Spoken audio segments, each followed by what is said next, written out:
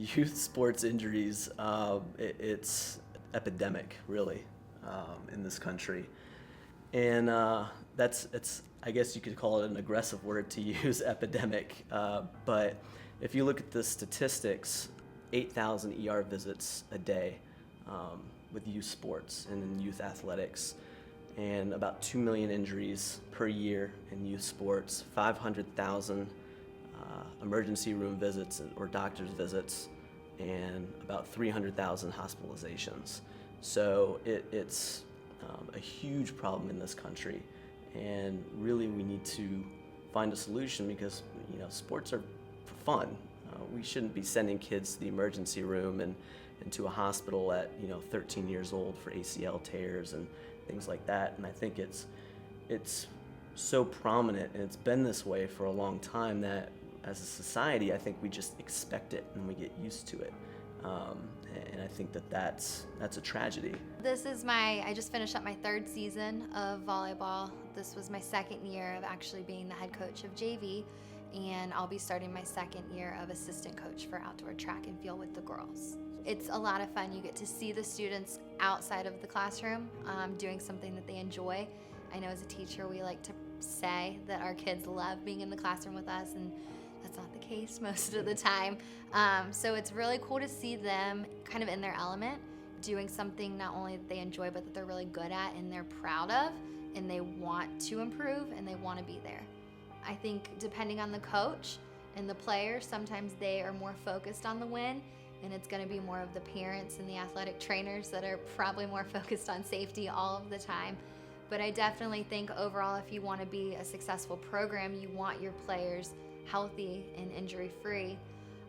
It's probably not realistic to say we're going to go through a season without injuries. That's part of being an athlete and playing a sport. But trying to make sure that you're creating a safe environment for your athletes is going to be very important. Not just from a coach's perspective, but from a teacher's perspective too. Just, you want to keep the kids safe. You don't want to cause any unnecessary harm.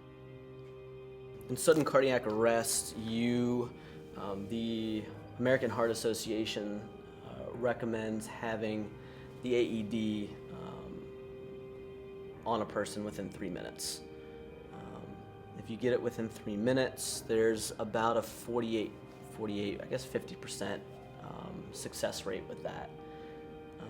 Anything beyond 3 minutes, the chances of survival go down about 10% for each minute. And then if you're getting around 6-7 minutes, really you only have they're saying a 1 to 3% chance of survival beyond that. And that's, you're going to be seeing some major brain damage and things like that if you are able to revive. Say if you're somebody that's revived beyond 7 minutes, I mean, that's nothing short of a miracle at that point. So what we have here at the school is, we went and we tested and we ran the rates. We wanted to make sure that the project is actually something that needed to be done. In our minds we said, well, this makes sense. This is going to take a long time, but we wanted to test it. And what we found, we tested every single venue the way that we have things now, which is no emergency action plan. Call Mr. P. I'll go down there. Usually what I'm going to do is I'm going to come from up in the school. I'm going to go down to the scene, assess the situation, get what I need, and then come back. So you're talking about driving down there, getting out, going all the way out to the softball JV field, which is way out there, assessing a person, they're in cardiac arrest, having to go all the way back to the field house, grab an AED, go back out there, put it on them. I think we got around 8 minutes on that. I think that's pretty good considering. We knew what was going on, so we were down there fast.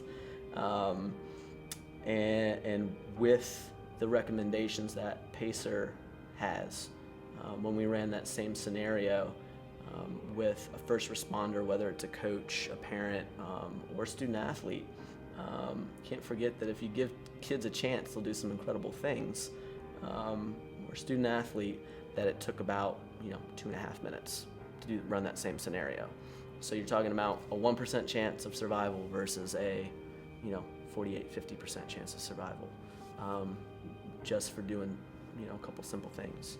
So the PACER group, it's interesting. So I'm always looking for opportunities to engage our students here at Powhatan, to help them see, what my profession is all about, what youth safety and what sports medicine is all about. And I had been looking for some opportunities to engage them in helping to create these emergency action plans, and maybe getting an AED put down in the field house. The opportunity really came about after I had a conversation with a student, Dylan Ratliff. It kind of opened his eyes to, well, this is a major problem. If Mr. P either can't get to his phone, or he's busy, or he's not at school, maybe I'm traveling with a team somewhere, with JV football or varsity football. If those things happen, we need to be prepared, for it if I'm here or if I'm not here. And so I proposed to him that, I said, we could do something about it if you want. But if you go find me the people, it takes more than one person to make these things happen. If you go find me the people, we'll create something and we'll get this done. And he came back to me the next day. He came back to me and said he had a group of about 5 to 7 students that were interested in it. I said, we'll set up a meeting, and I told him to also get Kayla Seawick, Ms. Seawick, involved in it. She's fantastic. Because we really needed a school sponsor and someone that I thought is well respected and really cares about the community and the kids here, especially since she's a coach as well. So since she was on board, we had 5 to 7 kids that are incredible. I mean, the group that we have is fantastic, and really we haven't looked back since then. So.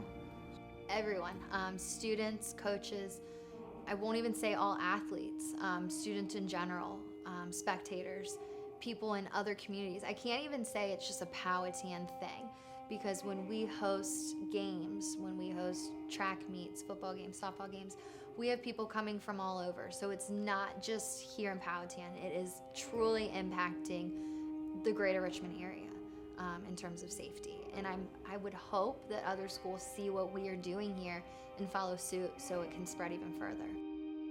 With this group of kids, I don't think failure is an option for them. I think they would push for more support from the community. I think so far they've done a really good job showing the need and showing the importance of it. I think the only way we would possibly fail is if we couldn't get the funding. I think that's our biggest hurdle that we're looking at. And our kids are amazing, with basically already coming up after this tournament. If it doesn't work, we have plan B, C, D, E, F, G. Like, they know exactly what they're gonna do to get this money.